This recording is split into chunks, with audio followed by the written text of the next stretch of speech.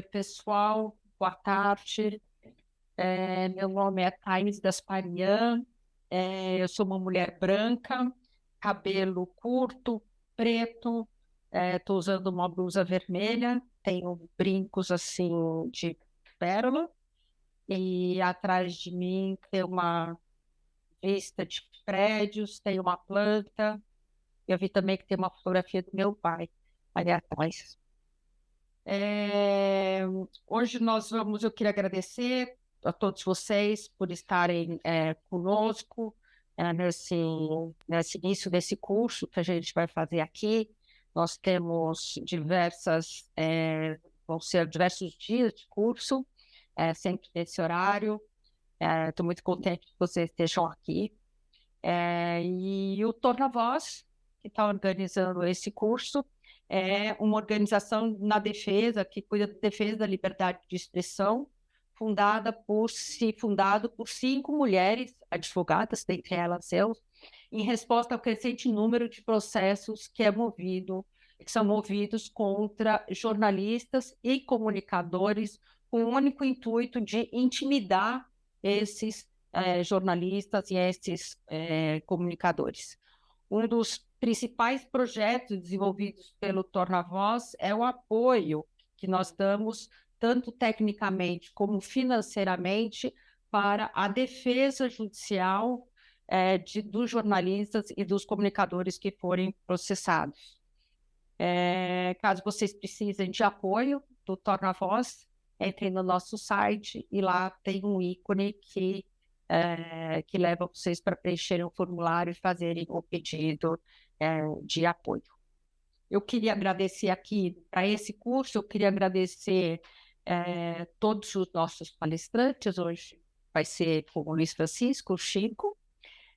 Queria também agradecer muito os nossos intérpretes de Libra. Agora está o Matheus, que está aqui conosco. Toda a nossa equipe do Torna Voz, que está aqui dando suporte para essa nossa conversa, para essa nossa apresentação, especialmente a Charlene Nagai, que é a nossa diretora executiva, e que é a nossa grande força. E queria também agradecer muito o Google Initiative, que é um apoio que foi dado para a gente conseguir organizar esse curso. E conosco está aqui a Natália Mazzotti. Queria saber, Natália, se quer falar algumas palavras? Não, Thaís, obrigada. Só queria agradecer realmente a oportunidade que a gente tem aqui na Google News Initiative de apoiar um trabalho tão relevante como o que vocês fazem no Torna Voz. Acho que essa série de webinars que vocês estão oferecendo agora vai ser super importante para esse momento, com esse tema tão relevante como direito eleitoral em um ano de eleição, né? Então, agradeço demais a parceria e a oportunidade aí de ver o trabalho tão relevante que vocês fazem. Obrigada, Natália.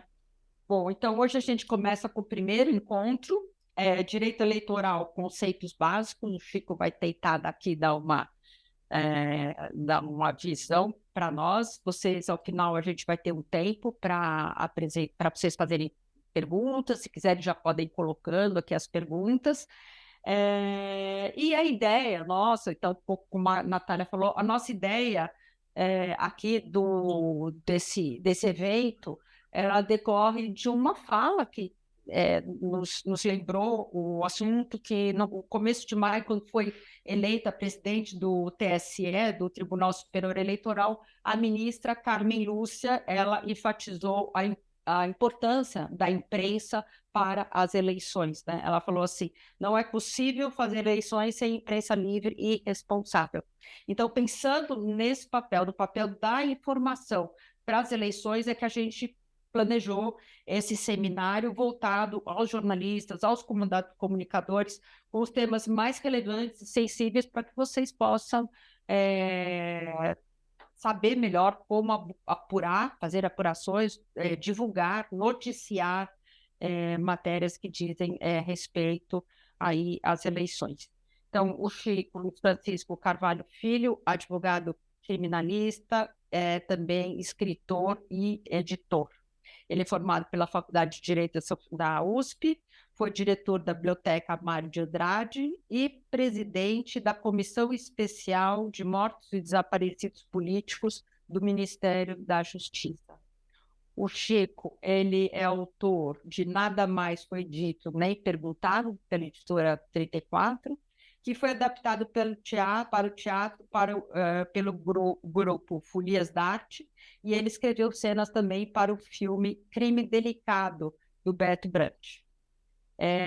O Chico aqui não está escrito, mas o Chico também é autor de um livro que eu adorei, que é o Milton.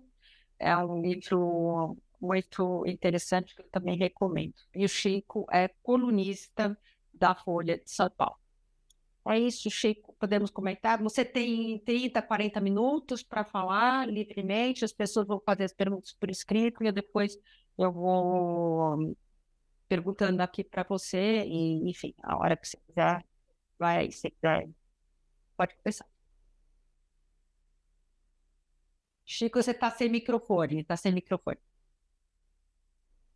Isso. Obrigado, Thaís. Meu nome é Luiz Francisco Carvalho Filho, branco, ruivo, porém grisalho. Estou usando óculos, usando uma camisa cinza. Estou na minha casa, na minha biblioteca. E basicamente é isso. Nós vamos ter 2 encontros e nesse primeiro dia de hoje a minha ideia é fazer uma apresentação rápida da estrutura da justiça eleitoral e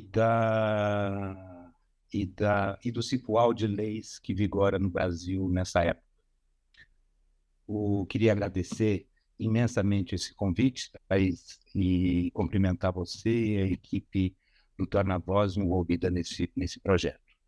Bom, a justiça eleitoral é formada por, basicamente, 4 órgãos: Tribunal Superior Eleitoral, tribunais regionais eleitorais, existe um em cada estado, o juiz, a figura do juiz eleitoral e as juntas eleitorais. O Tribunal Superior Eleitoral é o órgão de cúpula, evidentemente, ele é formado por 7 membros, são 3 ministros do Supremo Tribunal Federal, 2 ministros do STJ e 2 advogados escolhidos pelo presidente da República, de uma lista de 6 formada pelo Supremo Tribunal Federal. Então, é uma justiça bem peculiar, que mistura pessoas de diversas origens. O presidente do tribunal é sempre um dos ministros do Supremo, e o corregedor-geral eleitoral é um dos ministros oriundos do STJ. Essa é a regra básica.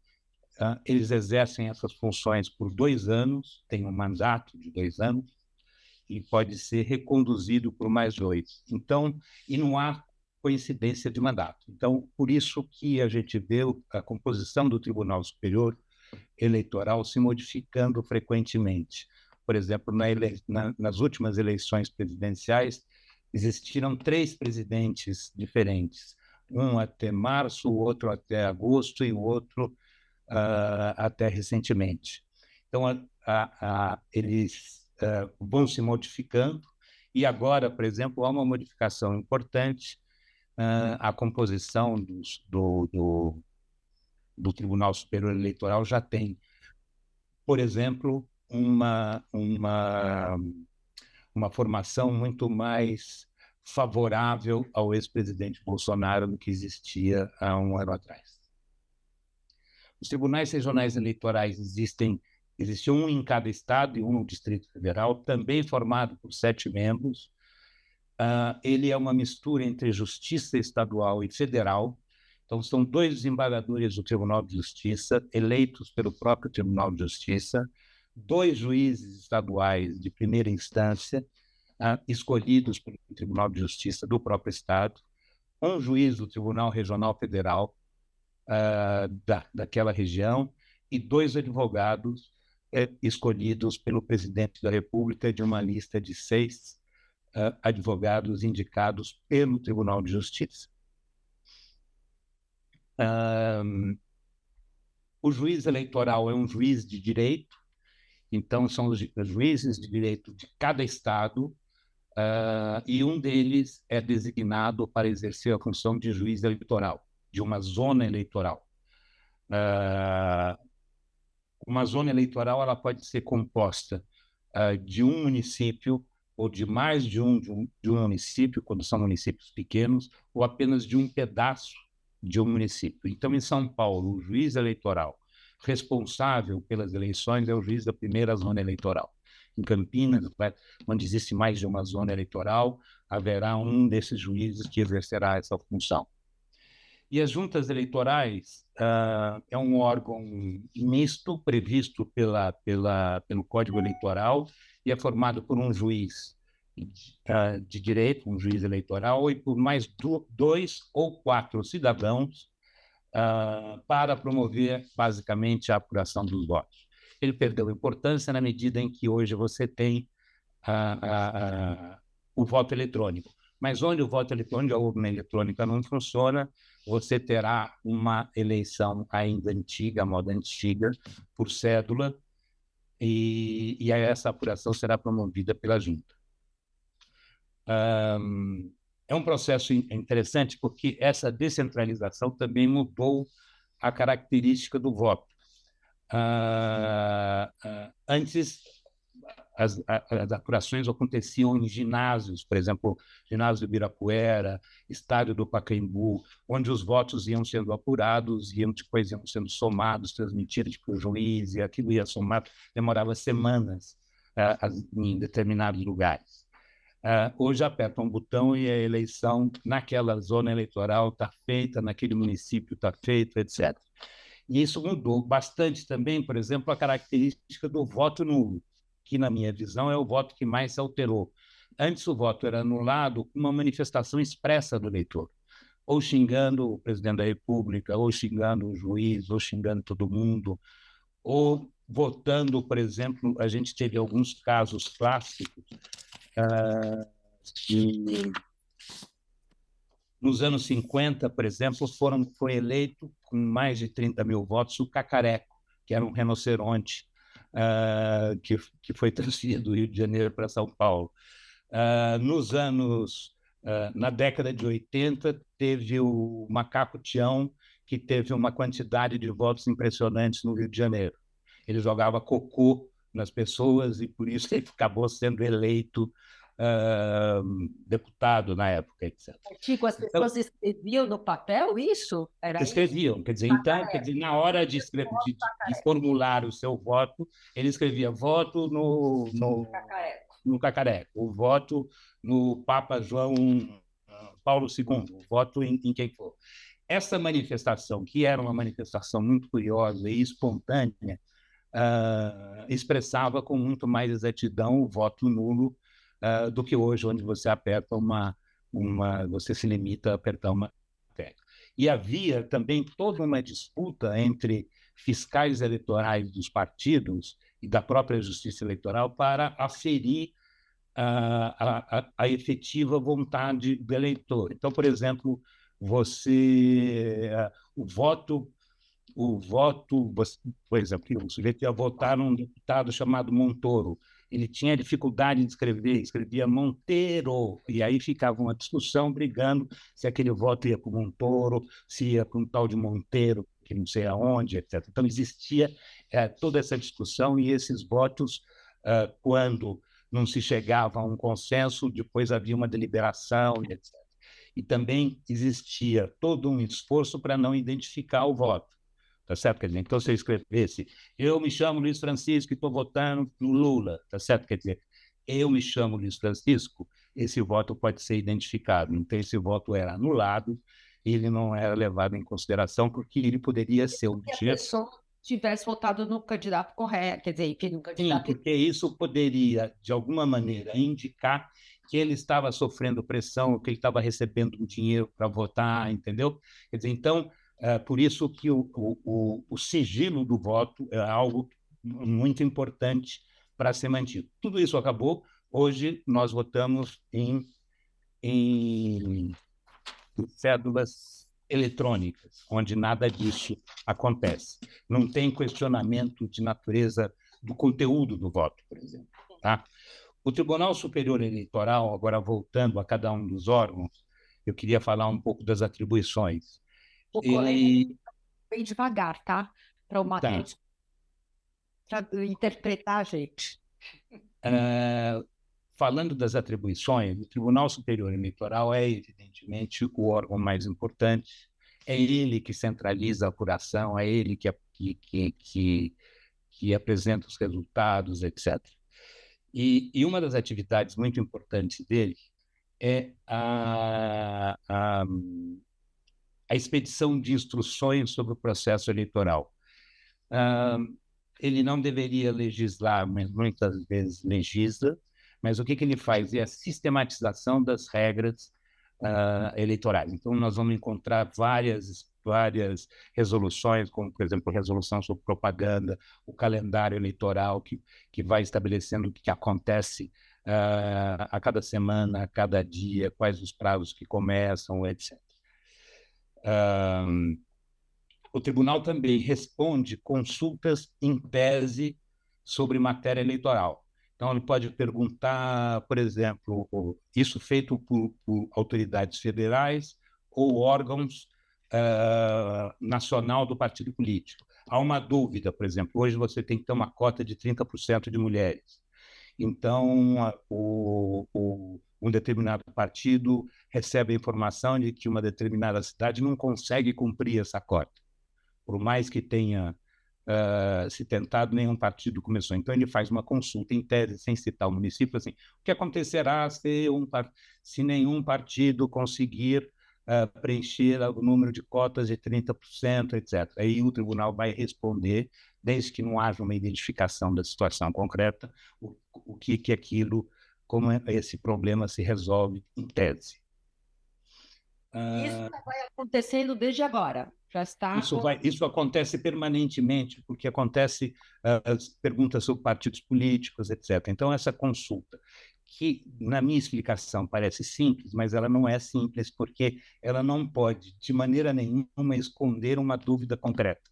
Ela tem que ser sempre então, é uma ciência fazer uma consulta em tese e obter essa resposta. Tá? Porque senão o tribunal não pode demonstrar qual é a situação, é isso? Qual é a situação, aonde que está acontecendo, o que ele está querendo resolver. Entendeu? Tá. É uma discussão em tese, é como se fosse para discutir o que a lei diria sobre isso, uma vez que não está previsto. Entendeu? Tá. Okay. O TSE faz o registro e a cassação dos registros dos partidos políticos a nível nacional, a prestação de conta desses partidos, porque eles recebem recursos públicos, faz o registro dos candidatos à presidência da República e as impugnações às candidaturas, à diplomação dos eleitos, etc. Então, se um candidato a presidente da República ele é registrado, conta-se a partir dessa data 5 dias para que essa candidatura seja impugnada. Como é a impugnação? Vamos imaginar que o Bolsonaro hoje fosse candidato a presidente da República. O Ministério Público ou os outros partidos iriam impugnar a candidatura dele, dizendo que ele não tem direitos políticos, uma vez que ele foi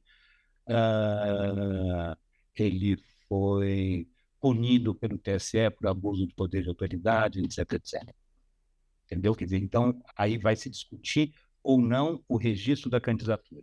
Isso, obviamente, tem que acabar num prazo razoável para que as eleições aconteçam, tá certo?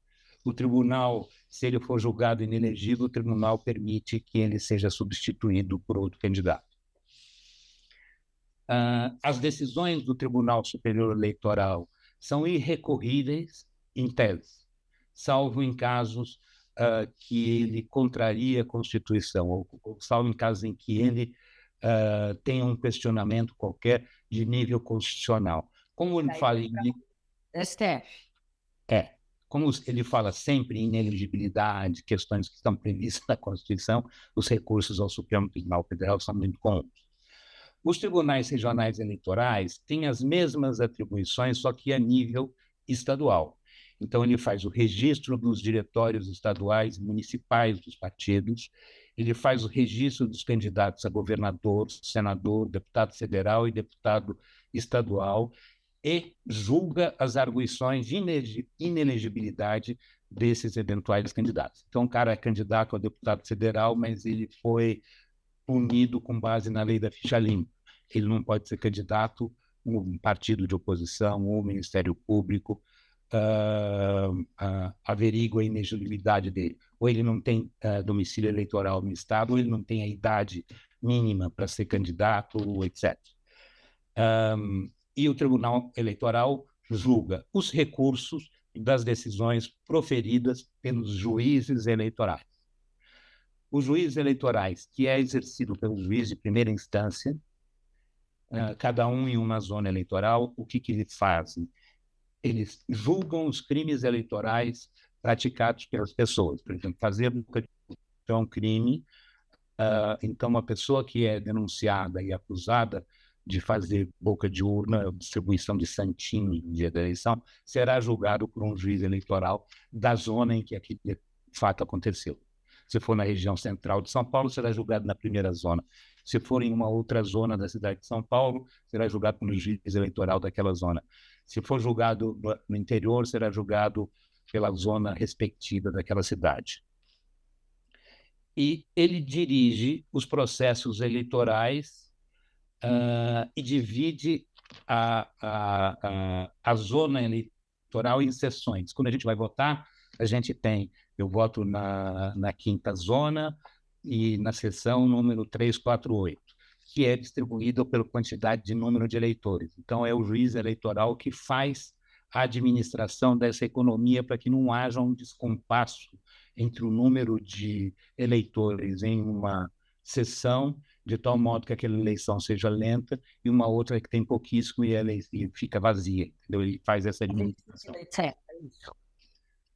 E ele faz o registro dos candidatos candidatos a prefeito e vereador, e também trata da arguição de inelegibilidade dos candidatos a prefeito e dos candidatos a vereador. É basicamente isso, e as juntas eleitorais, como eu disse, exercem essa função de apuração de voto e hoje bastante diminuída. A justiça eleitoral é um cipoal de normas. E como não existe a mínima estabilidade em relação a essas mesmas normas. Depois eu vou contar um pouco sobre para vocês. A primeira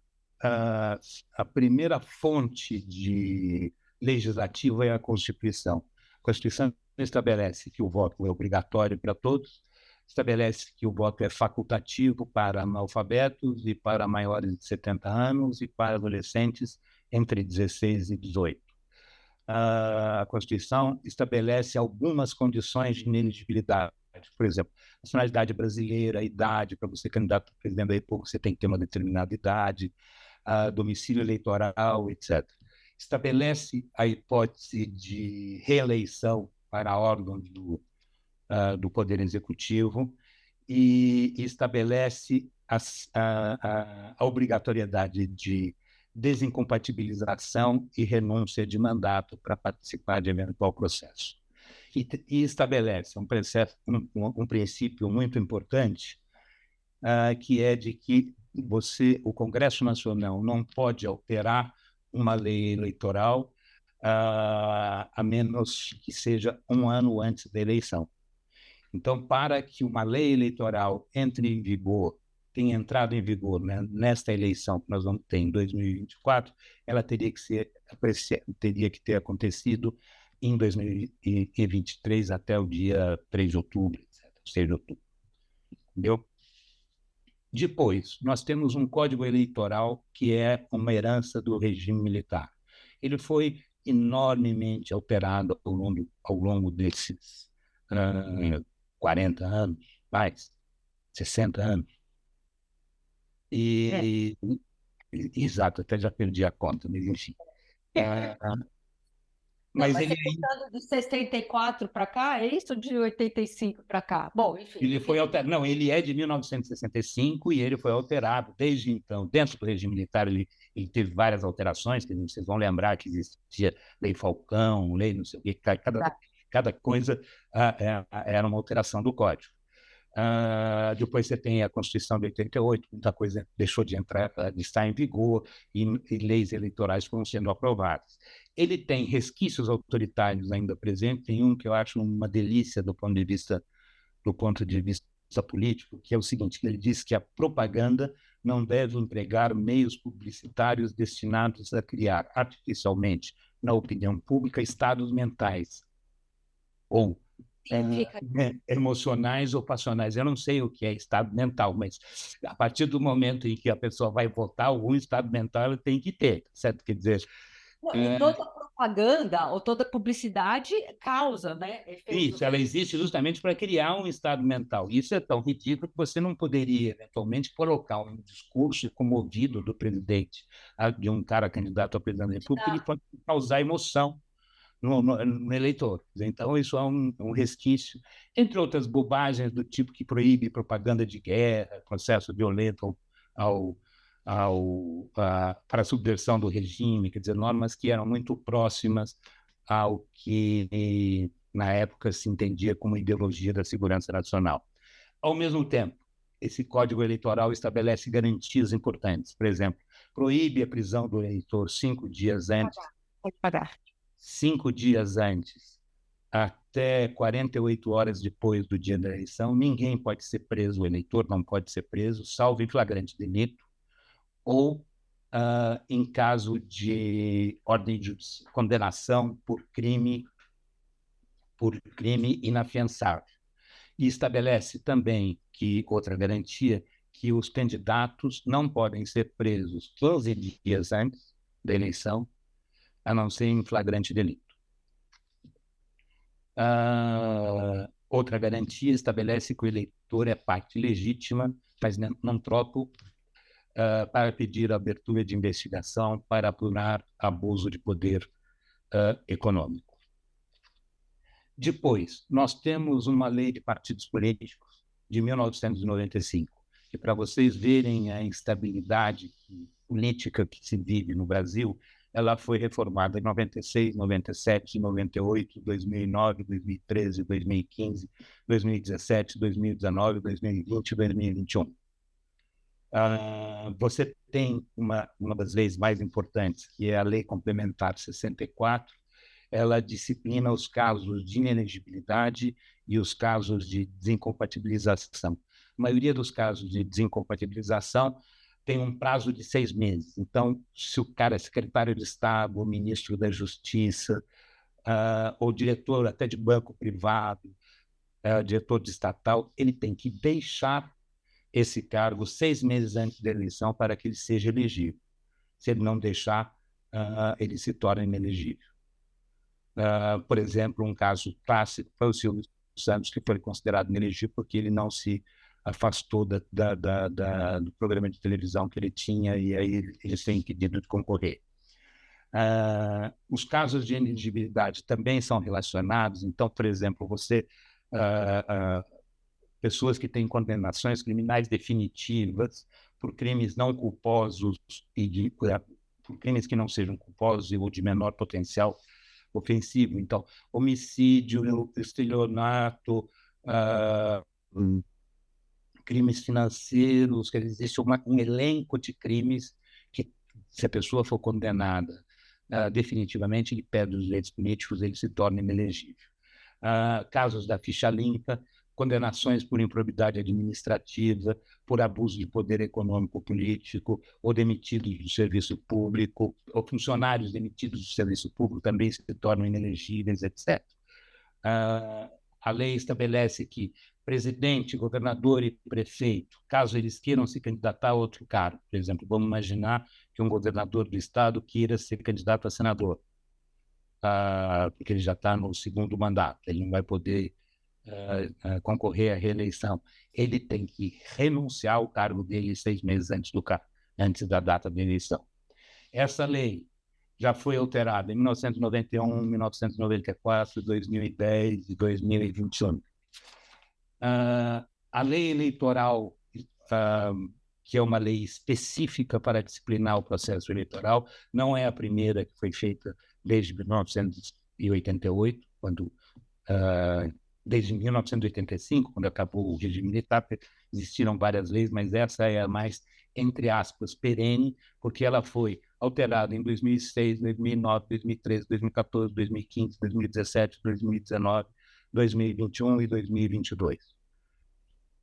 Ela estabelece normas de propaganda, direito de resposta, como será a propaganda eleitoral no rádio e TV, a divisão dos horários, etc., a captação de recursos.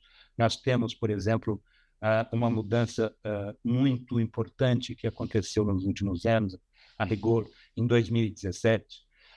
A rigor, em 2015, o Tribunal Superior Eleitoral tornou inconstitucional a possibilidade de empresas, pessoas jurídicas fazer colaboração, fazer contribuição financeira. Tudo decorrendo da Lava Jato. Então, ficou um vácuo jurídico e em 2017 o Congresso criou um fundo especial de financiamento de campanha eleitoral. Na eleição de 2020, na eleição municipal, na última, por exemplo, foram distribuídos 2,03 bilhões de reais para candidatos, e esse ano a previsão orçamentária é de 4,9 bilhões de reais que serão distribuídos a candidatos a prefeito e a vereador em todo o Brasil. Esse dinheiro vai para o TSE, que repassa aos partidos, seguindo regras, etc. Existe também um fundo partidário. Esse fundo partidário existe para financiar o funcionamento dos partidos políticos. Ele deve, então, para pagar aluguel de comitê, esse tipo de coisa. E ele é distribuído mensalmente pela Justiça Eleitoral. Essa falta de estabilidade que eu falei para vocês, por essas modificações todas de lei, obrigam o tribunal a fazer uma série de resoluções para sistematizar as normas que estão em vigor e, eventualmente, preencher vácuos legislativos que apareceram ao longo dos últimos anos. Então, nós vamos ter uma resolução do TSE para propaganda, uma resolução do TSE para pesquisa eleitoral, uma resolução para ilícitos eleitorais, uma representação para direito de resposta, uma para representações e reclamações, etc. Então, é uma... Diga. Cada eleição tem essas resoluções que vão sendo publicadas? Cada eleição tem essas resoluções. Para vocês terem uma ideia, é isso aqui desse ano. Essa quantidade de papel. Então, eu estou achando que é praticamente impossível um jornalista conseguir cobrir. Exato. Muito embora eu daria uma sugestão prática para jornalistas, muitas das coisas não interessam. Quer dizer processo de processamento das urnas eletrônicas, tem uma resolução, aquilo tem um calhamaço. Isso aqui são as coisas que interessam ao jornalista, por exemplo. Então, tem coisas Você vai poder mandar um desses para a gente colocar, publicar, para a gente divulgar para os jornalistas? Eu acho o seguinte, eu acho que o que existe de importante é que o TSE tem um site muito, muito amigável e familiar, com um glossário explicando quais leis estão em vigor, etc. Quer dizer, então, um jornalista atento que frequente passeie pelo site do TSE vai ter uma facilidade muito grande para se mover nesse cipoal, tá? A primeira coisa é eu ficar ligado, aprender, estudar o site do TSE. Isso. Quer dizer, aí você vai ler quais são as leis que estão em vigor, o que aconteceu, o que acontece com as pesquisas, quais são as exigências. Você consegue descobrir lá, tá certo? Ainda nesse tema de hoje, importante a gente falar dos processos que existem na justiça eleitoral e que terão e tem sempre repercussão jornalística. esses processos são, primeiro, quer dizer, o processo de impugnação de candidato. Obviamente, isso tem interesse do analista, isso pode eventualmente afastar um candidato ou não afastar um outro candidato. Você tem dois tipos de ações. Uma ação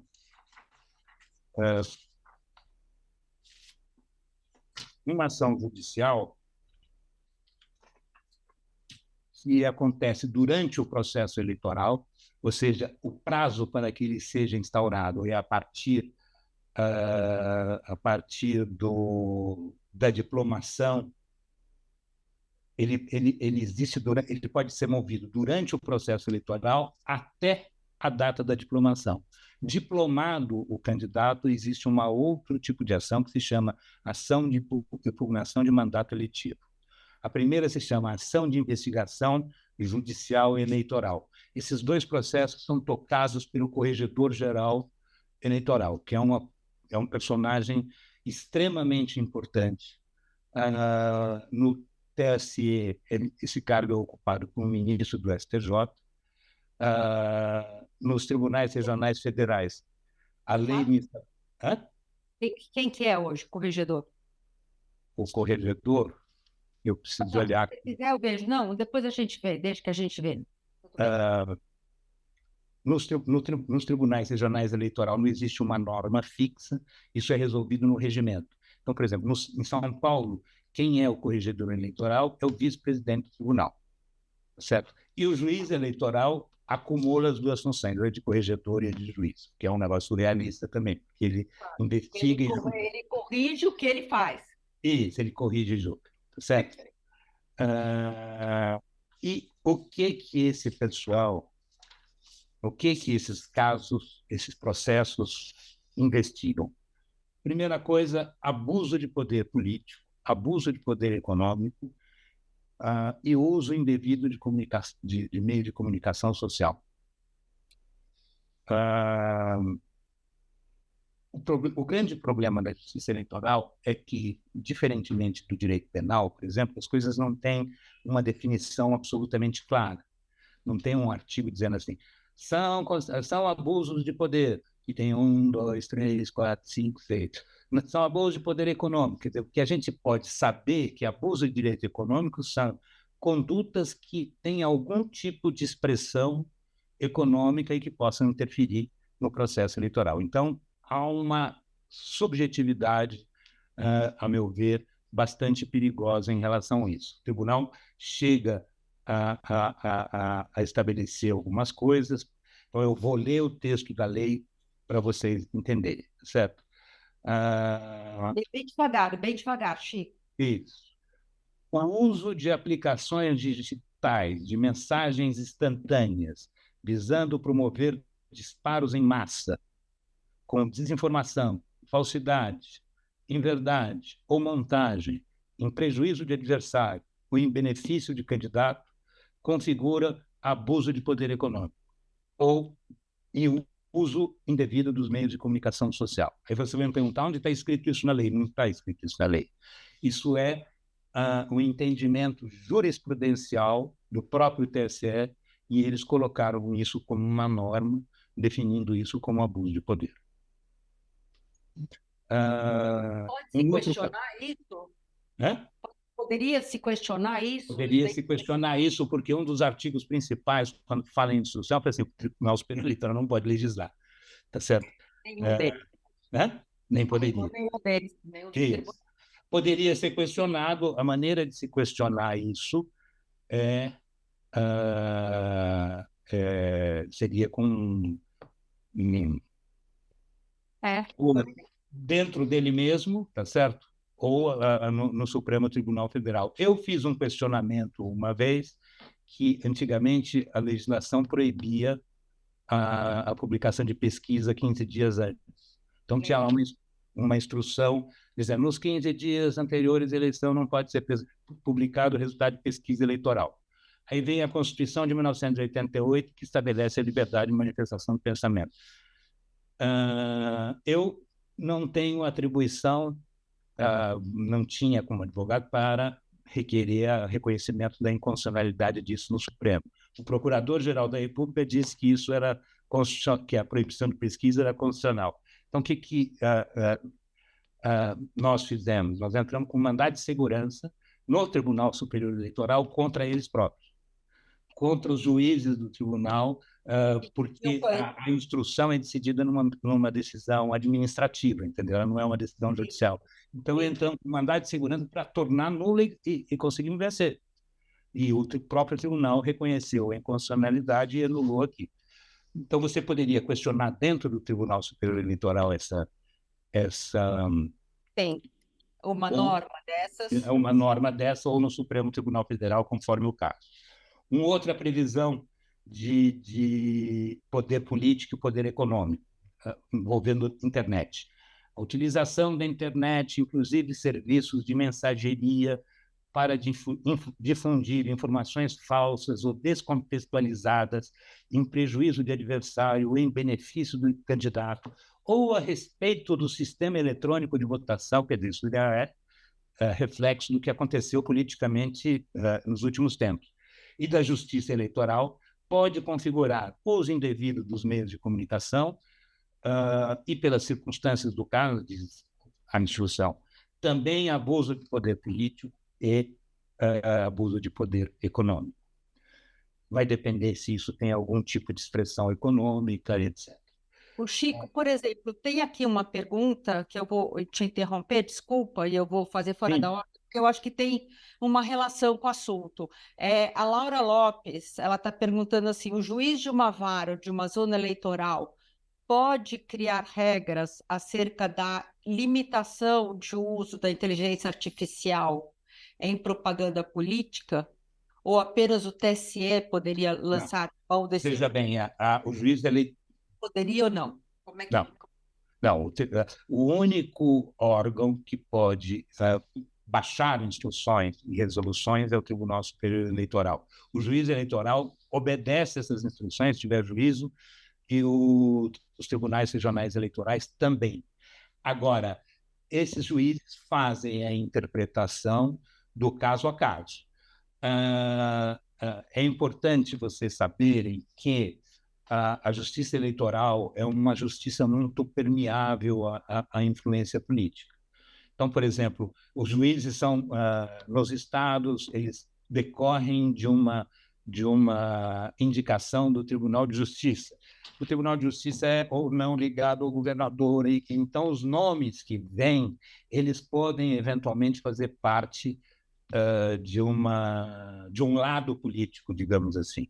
Então nós já tivemos juízes que não gostavam de justiça de pesquisa, proibia pesquisa. Você ia, como é que resolve isso? Tem que entrar com mandado de segurança? Não, tem que entrar com não sei o quê. Quando você chegava no TSE, já estava acabando a eleição, tá certo? Então, mas isso era uma coisa isolada que acontecia num determinado lugar. Então, elas são muito permeáveis a isso. Então, é comum juízes dar decisão tirando do ar, proibindo, fazendo censura, etc., porque aquilo beneficia ou contraria determinado candidato local. Tá certo? Voltando ao abuso de poder, uma outra questão é o uso da estrutura empresarial para constranger ou coagir pessoas empregadas, funcionários ou trabalhadores, aproveitando-se da sua dependência econômica, com vistas à obtenção de vantagem eleitoral, pode configurar abuso de poder econômico. Pode configurar? Não. É um caso clássico de que configura abuso de poder econômico. É o patrão obrigando o funcionário a votar em alguém. Caso paradigma. Esse é o caso que não precisa nem escrever aqui, tá certo? Quer dizer, já está... E a outra coisa, por exemplo, configura abuso de autoridade, agora estamos falando de abuso de poder político, portanto, a propaganda que desobedece à Constituição naqueles princípios de ela deve ser educativa, informativa, etc. Isso também é na teoria. Por que é na teoria? Porque todos os partidos fazem propaganda que não são explicativas, informativas, e elas são feitas para obter vantagem política. Quer dizer, só para a gente estar na cidade de São Paulo, existe uma musiquinha que é cantada aqui o tempo todo na televisão, que diz o seguinte...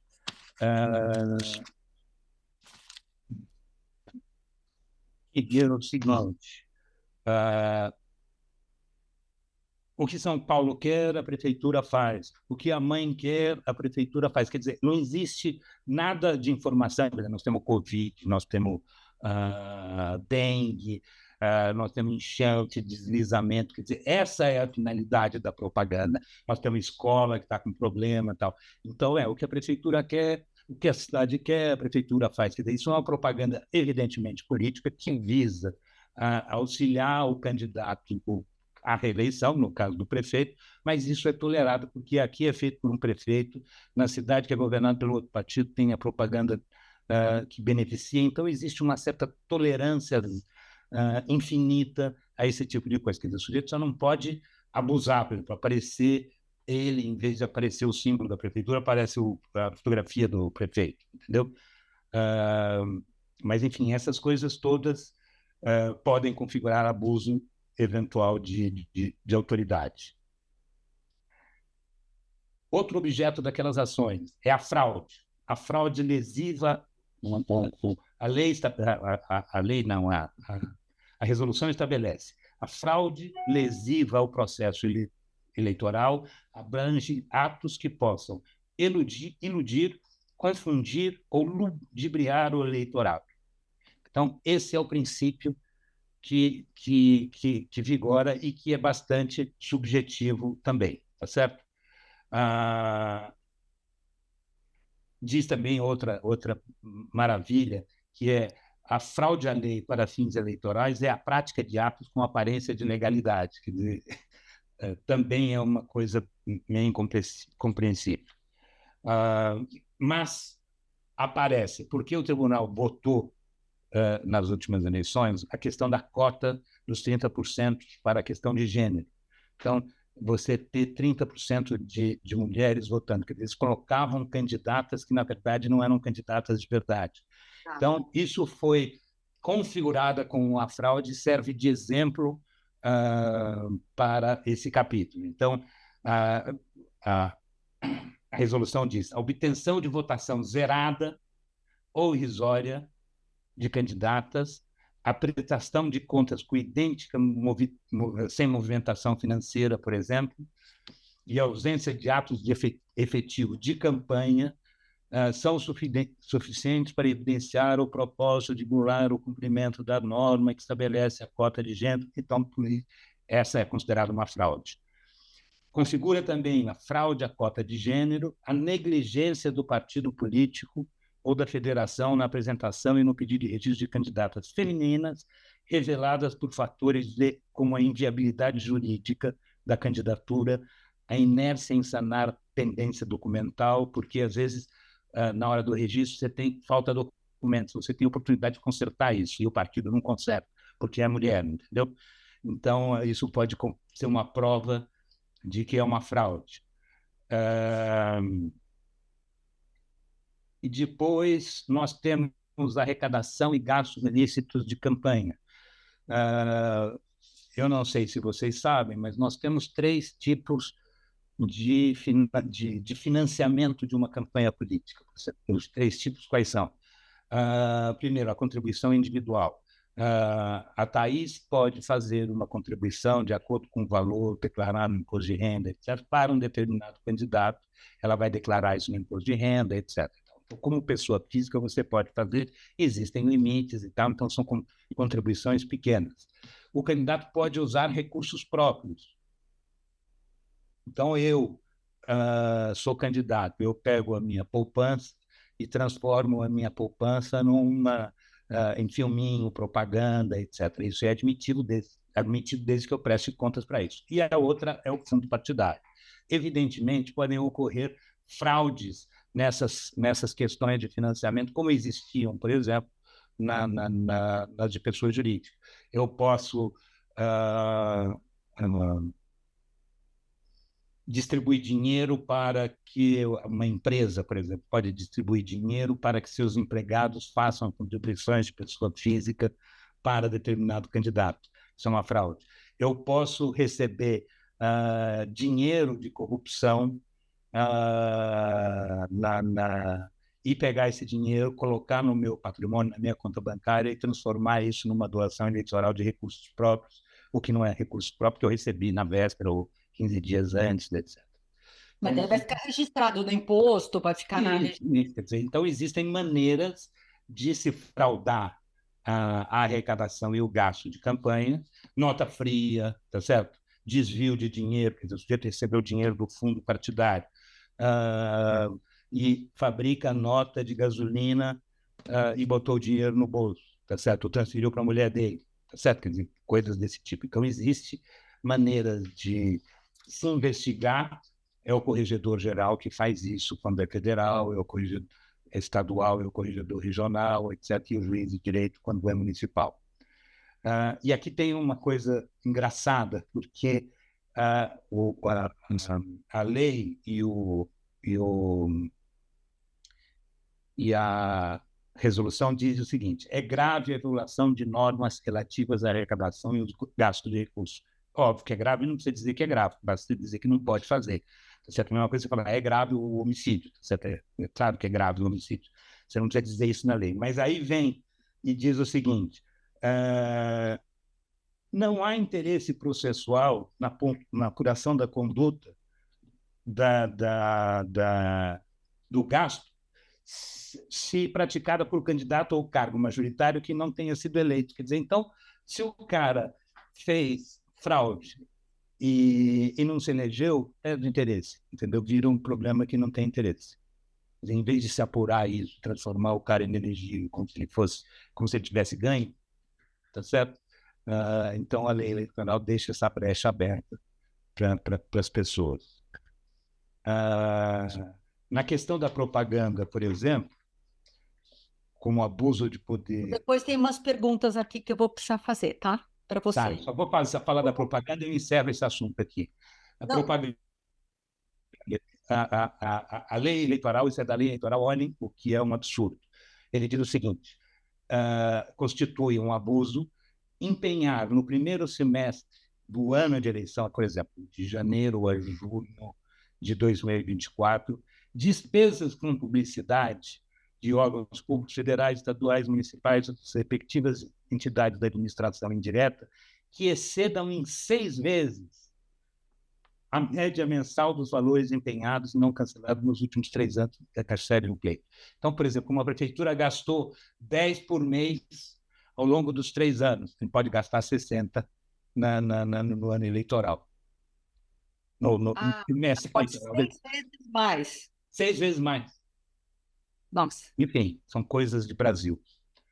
Quais são as perguntas que vocês querem fazer aí? Olha, tem aqui algumas perguntas. Uma delas é sobre essa questão das despesas. A pergunta é o seguinte: se eu vou tentar resumir aqui. A pergunta é o seguinte: se as pessoas colocam no imposto de renda delas e só vão colocar isso no exercício do ano seguinte, como que os tribunais vão saber que houve uma fraude? Ou que não houve, quanto que doou, como que faz efeito a prestação de contas, porque a pessoa só entrega a declaração do imposto de renda em abril, nasceu maio, e a eleição foi em outubro, do ano anterior. E ele tem que entrar ou durante o processo, com a representação, ou no processo eleitoral, então,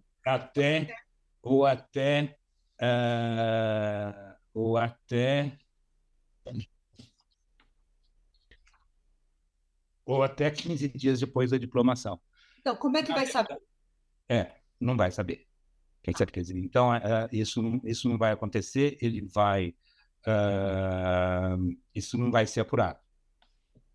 Você pode, eventualmente, depois encontrar, ele pode ser investigado criminalmente, etc., se tiver algum tipo de falsidade, etc. Mas, do ponto de vista concreto e objetivo, essa evidência do imposto de renda, etc., ela só vai ser útil se já existir um processo em andamento, que foi Então, só para voltar um pouquinho e falar mais uma coisa, quer dizer, como eu disse, existiam dois tipos de ação.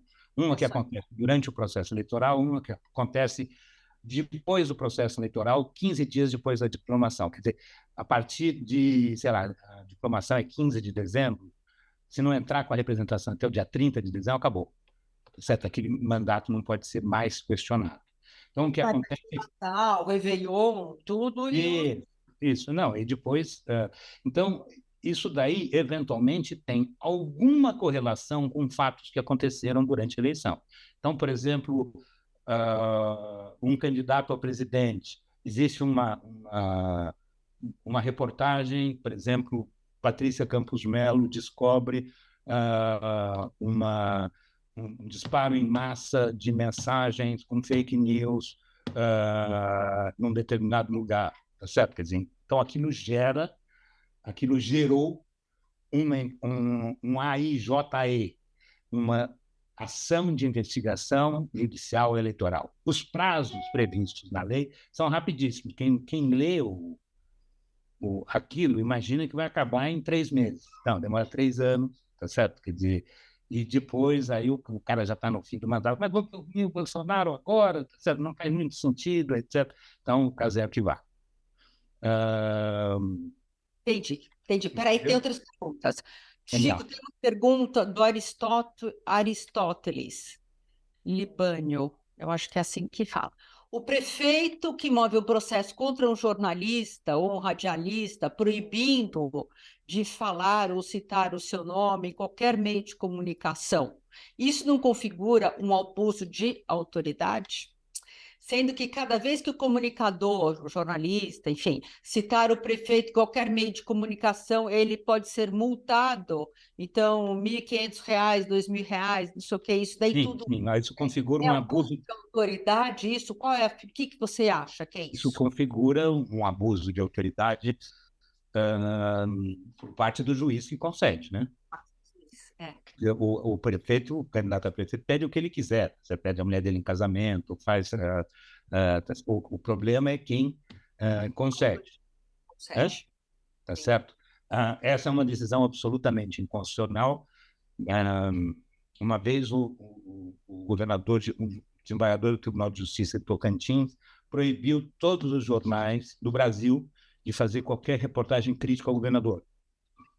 Achou? Então chega um decreto na Folha, evidentemente, quer dizer, todo mundo publicou reportagem contra o governador naquele dia, só para o negócio não funcionar, certo? Fizeram uma ordem que não era dirigida a uma pessoa específica, etc. Então o juiz praticou um abuso, tá certo? Se ele vai ser punido... O abuso não é do prefeito, o abuso é do magistrado, no caso de... É do magistrado que... Tá, ok. Tá? Tem uma pergunta do Boris Júnior. As normas eleitorais também devem ser seguidas pelas instituições públicas, pelas universidades, por exemplo. No caso, se alguém for candidato e seu cônjuge dirigir alguma dessas instituições, deve se afastar do cargo? Eu acho que ele está querendo não dizer... existem, veja bem, analogia.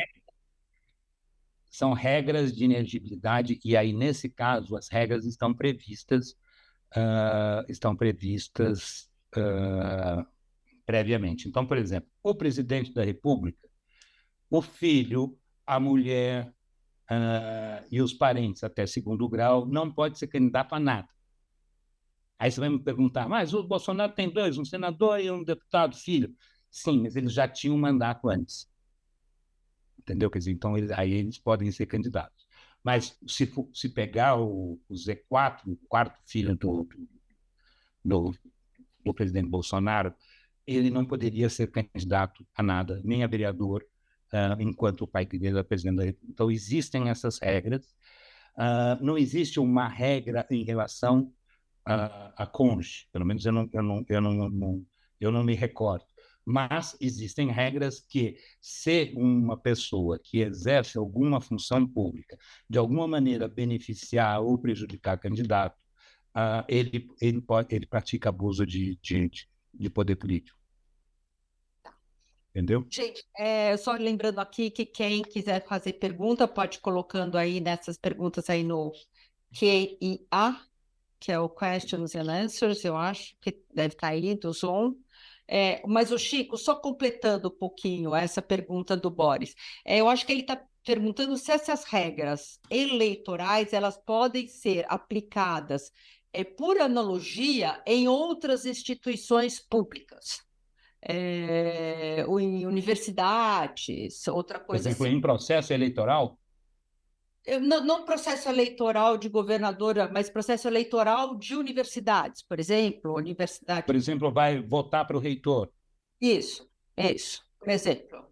Não, quer dizer, aí, veja bem, o que, Por analogia, talvez, é isso? por analogia, talvez, algumas coisas, mas aí vai ter um regimento, um estatuto interno que vai disciplinar as eleições, tem características próprias.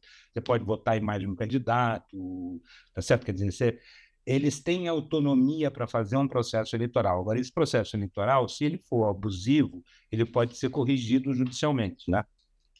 Entendeu? Sim, sim. Tem aqui uma pergunta. Levando em consideração tudo que você falou, você acha que o sistema eleitoral brasileiro é deficiente? E o que precisa para modernizar? Eu acho que não existe processo, aí é uma questão de opinião pessoal, quer dizer, não existe um processo eleitoral perfeito, tá certo? Quer dizer, todos os processos eleitorais têm algum tipo de problema, o sistema americano tem um problema, o sistema francês tem outro tipo de problema, e os países vão sobrevivendo a isso. Eu acho que existe, a justiça eleitoral não é algo que existe em todo lugar.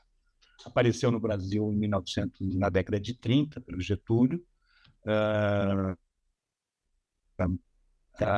mas ela não existe nos Estados Unidos, não existe na França, não existe na Inglaterra, não existe assim, nos principais países do mundo não existe. Quer dizer, os eventuais conflitos que existem são resolvidos por um juiz comum de uma situação absolutamente normal.